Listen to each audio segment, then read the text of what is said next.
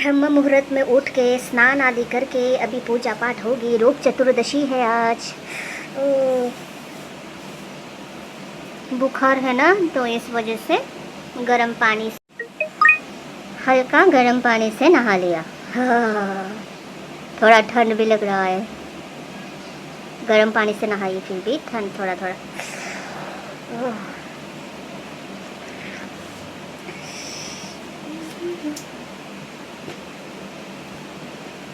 हल्की हल्की ठंड तो लग रहा है, लेकिन क्या है ना, नहाने के बाद सर्दी हो या गर्मी हो, ऐसे फ़ैन का हवा मतलब खाने की आदत है। खाने की मतलब मुंह से नहीं खाती ऐसे ना, शरीर खाते हैं हवा।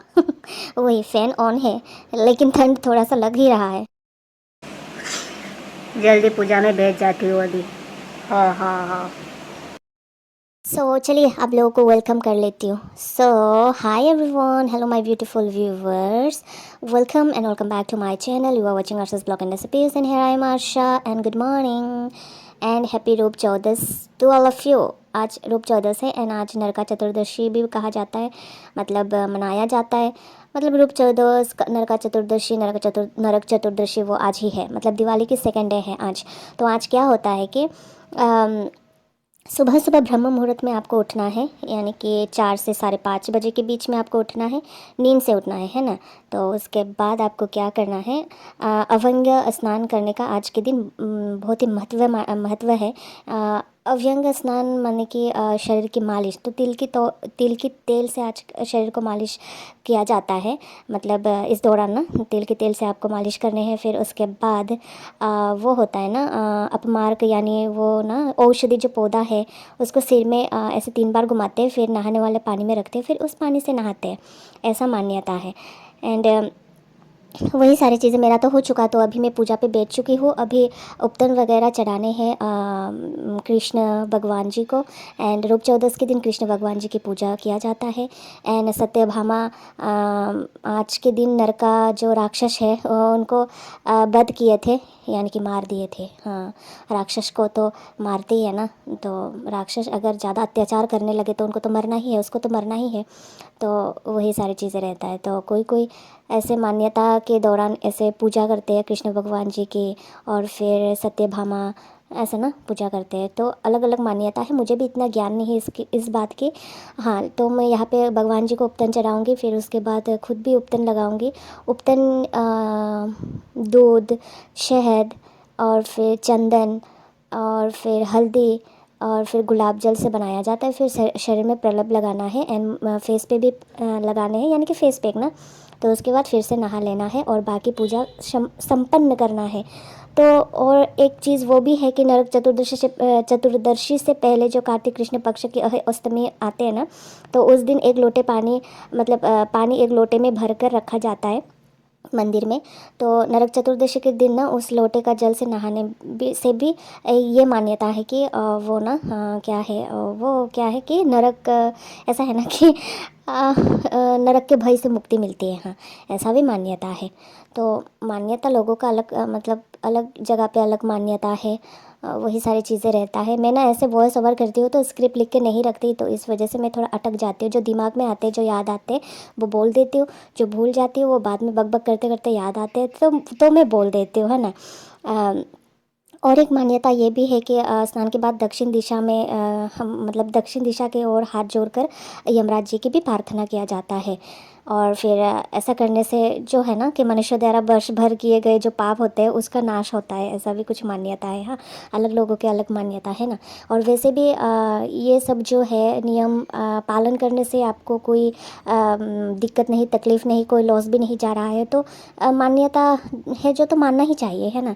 तो वो तो आप पे डिपेंड करता है, आप मानोगे कि नहीं मानोगे। आपके पास टाइम है, आप आलसी नहीं हो, तो ज़रूर से मानिएगा। अच्छा लगता है ऐसी चीज़ें मानना, और वैसे भी मानना ना मानना आपके हाथ में है। एंड मुझे तो अच्छा लगता है। वैसे भी उपटन तो लगाते ही हम लोग, उपटन ना वही फेस पैक जो पैकेट्स में मिलते हैं, जो ट्यूब में मिलते हैं, वो जो प्रोडक्ट बेचा जाता है वो तो लाते ही हम लोग घर पे। वैसे मैं नहीं लाती, हबी लाते हैं, हबी लगाते हैं, ऐसे चीज़ है ना, अप्लाई करते हैं। तो मैं तो जो किचन इंग्रेडिएंट्स है जो मिल जाता है घर में, उसी से मैं उपटन वगैरह लगा लेती हूँ, अपना स्किन केयर हेयर केयर वगैरह करती हूँ। लेकिन इस बार हेयर बहुत ज़्यादा झड़ रहा था, तो मुझे आलसी भी लग जाता है कि हेयर केयर करने में, तो उस वजह से मैंने कुछ प्रोडक्ट भी बाहर से लाई, वो ना सेटेनिक वो वगैरह, उसका भी मैं रिव्यू बनाऊँगी। एमवे प्रोडक्ट है वो, एंड वैसे मैं भी एमवे का एक मेंबर ही हूँ, एंड तो रिव्यू करना तो लेकिन मैं ऑनेस्ट रिव्यू दूंगी, ऐसा नहीं है कि मैं एमवे में काम करती हूँ इस वजह से मैं गलत सलत रिव्यू दे दूंगी, है ना। तो वही सारी चीज़ें रहता है। और उसके बाद और क्या बोलूँ, याद आएंगे तो बोल दूंगी। अच्छा, पहले मुझे याद करने दीजिए आप लोग। हाँ, याद आया, उपटन वगैरह मतलब हल्दी में देखिए औषधि गुण होता है, ये तो सबको पता है। आयुर्वेदा पर हल्दी को एक बहुत ही गुरुत्वपूर्ण महत्वपूर्ण क्या बोलते हैं उसको, ओहदा दिया गया है, हल्दी, है ना। तो ऐसे ना स्किन डिजीज़ भी नहीं होता ऐसे केयर करके रहने से ना, आयुर्वेदा का बहुत ही गुण है। तो आजकल हाँ, थोड़ा बहुत लोग अबाउट आयुर्वेदा थोड़ा कॉन्शियस हो गया है, एंड वही ना, अभी चीज़ें लोग काढ़ा भी पीने लगे हैं, कोरोना काल से ये स्टार्ट हुआ है एक्चुअली। तो हम तो बचपन से ही आयुर्वेदा पे ही ज़्यादा डिपेंडेंट थे, क्योंकि ऐसे जड़ी बूटी वगैरह ना गांव में वही खिला देते थे। जब पेट दर्द होता था तो काल मेघ वगैरह, नहीं, लूज मोशन पे काल मेघ खिला देते थे।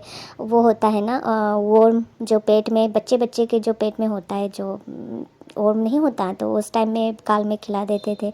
और फिर कई सारे ऐसे जड़ी बूटी खिला देते थे, तो वही से ठीक हो जाता था।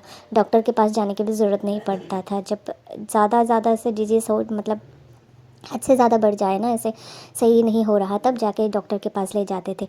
जो छोटे मोटे चीज़ों में ऐसे डॉक्टर के पास नहीं ले जाते थे, है ना। तो वही सारी चीज़ें रहता है। और यहाँ पे मैंने अपना जो है पूजा ख़त्म कर लिया है। मैंने कृष्ण भगवान जी एंड जो देव देवी का पूजा आज होते हैं वो संपन्न कर लिया है। एंड शाम की पूजा बाकी है, दोपहर का पूजा बाकी है, वो ज़रूर से होगी। अभी मुझे उपटन तैयार करनी है, तो भगवान जी को तो उपटन चढ़ा दिया, अब मेरे लिए उपटन बनाने हैं। फिर इसको मैं अपने शरीर में प्रलेप लगाऊंगी, फिर सूखने के बाद मैं नहाने जाऊंगी। उससे पहले मैं फेस पैक लगा लूँगी। फेस पैक मैंने अलग से बनाए हैं। इसमें मैंने हल्दी और फिर दही, नीम एंड गुलाब जल थोड़ा सा मिक्स करके अभी मैं फेस पे लगा रही हूँ ये।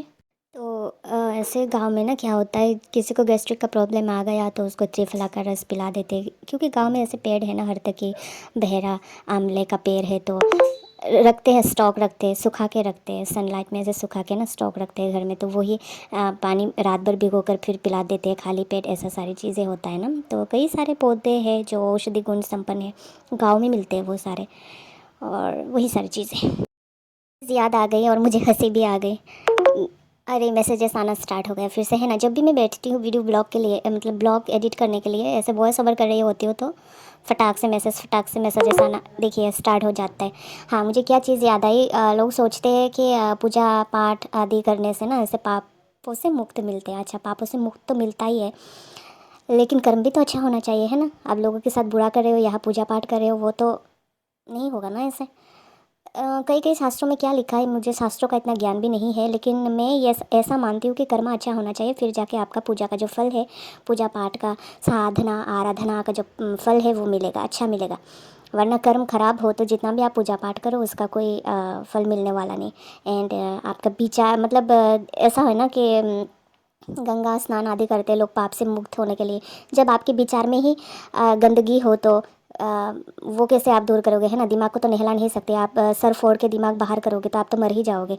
तो शरीर को शुद्ध करता है, ऐसा ना, पवित्र करता है शरीर को जल आदि वगैरह, गंगा जल आदि वगैरह, लेकिन आपके दिमाग की सोच को गंगा माता कैसे शुद्ध करेगा, है ना। वो तो आपको खुद को ही शुद्ध करना है, पवित्र करना है, अच्छा सोचना है। जो लोग आपके साथ बुरा करें उसके साथ आप बुरा मत कीजिए, उसको छोड़ दीजिए।